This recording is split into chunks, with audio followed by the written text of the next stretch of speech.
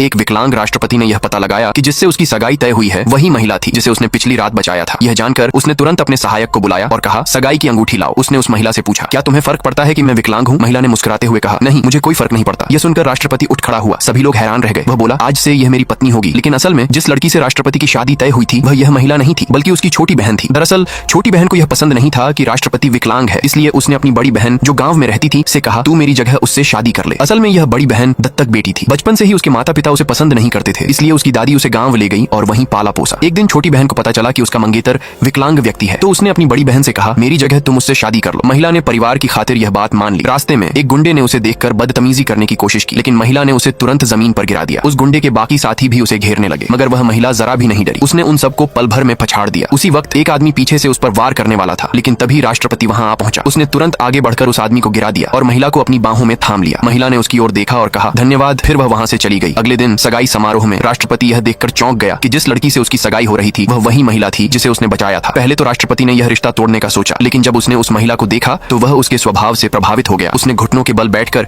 एक पैर पर झुकते हुए महिला की उंगली में अंगूठी पहना दी। वहां मौजूद सभी लोग तालियां बजाने लगे। उधर छोटी बहन पछता रही थी, क्योंकि उसने खुद अपने हाथों से राष्ट्रपति की पत्नी बनने का मौका खो दिया था। वह राष्ट्रपति के पास जाकर समझाने लगी, लेकिन अब बहुत देर हो चुकी थी। नेक्स्ट पार्ट के लिए सब्सक्राइब करें।